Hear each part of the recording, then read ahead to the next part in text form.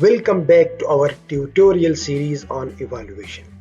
In today's session, as promised in the evaluation tutorial series from part 1 to part 6, we will discuss in this part 7 ethical consideration in evaluation. This is the last part of this evaluation tutorial series. In the past one, we discussed fundamentals of evaluation, why evaluation is important and what are the various types of evaluation with practical examples of evaluation in different sectors. Similarly, in the second part, we discussed key components of evaluation like evaluation criteria, evaluation question, data collection methods, data analysis and reporting, how to conduct evaluation while applying these components and criteria, and we also provided lots of examples from different sectors.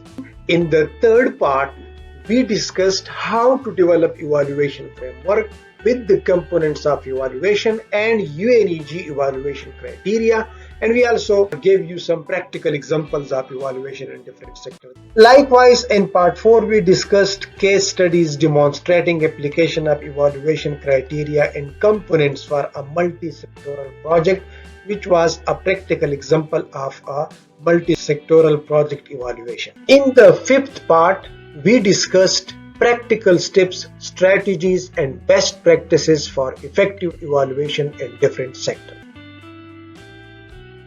Likewise, in part 6, we discussed key challenges that we face during evaluation and what are the possible solutions. These tutorials have been uploaded on YouTube.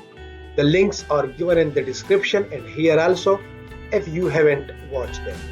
And now, in our today's session, we will discuss ethical consideration in evaluation. Don't forget to subscribe, like, share with your family and friends, and hit the notification bell.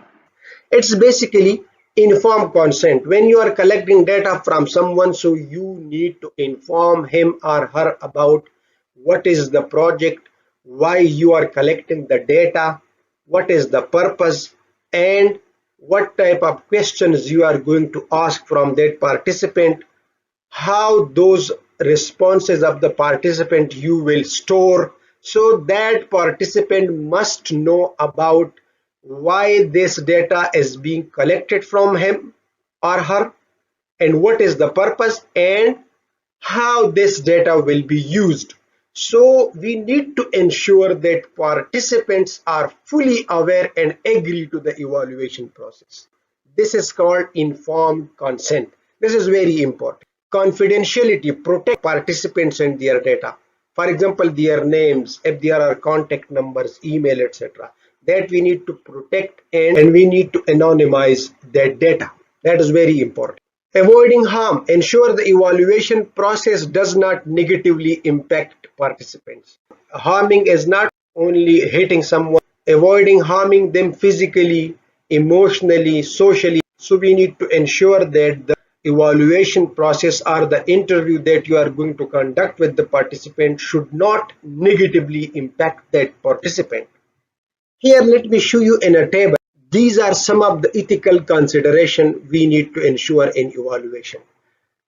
For example, the first one, respect for participant. Treat all individuals and communities with dignity and respect. Obtain informed consent and ensure confidentiality of their data.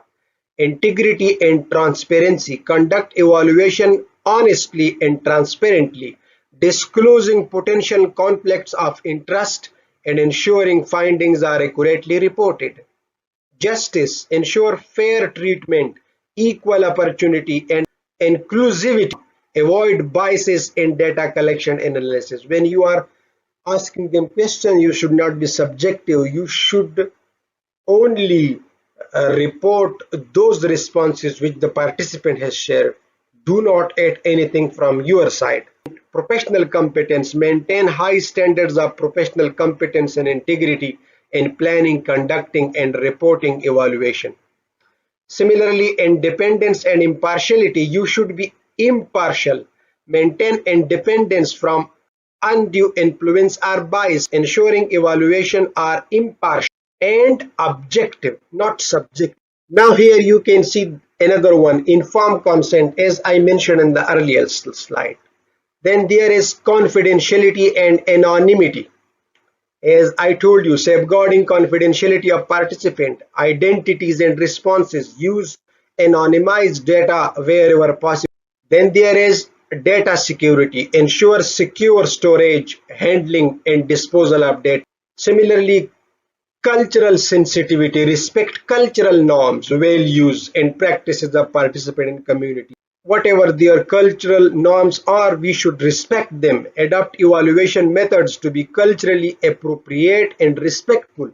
Then continuous learning and improvement. Engage in ongoing reflection, learning and adaptation of evaluation practices to enhance effectiveness and ethical standards. And similarly, feedback and accountability, provide timely and meaningful feedback to participants and stakeholders, maintain accountability for evaluation process and outcome. Evaluation is a powerful tool for enhancing project effectiveness, driving continuous improvement and maximizing impact. By applying evaluation principles, strategies and best practices, we can ensure the success of sustainability of our project. Also, already uploaded 2 video tutorial in this series. In this first one, we covered some foundational aspects of monitoring, evaluation and research, and in the second one we discussed monitoring in detail.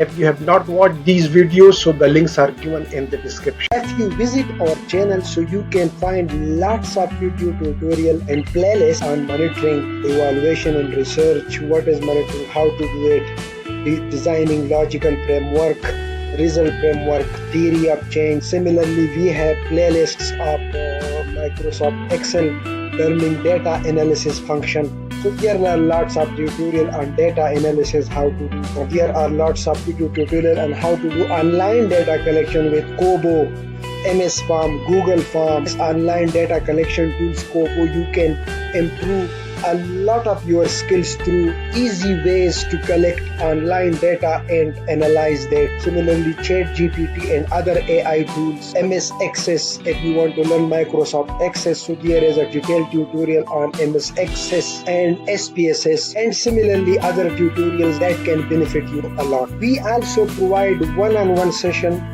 if you are interested to learn about any of these topics. Here you can see the WhatsApp number or Skype ID, email address. You can contact us. We provide one-on-one sessions also that we can discuss through WhatsApp or email. Don't forget to subscribe, like, share with your family and friends, and hit the notification bell.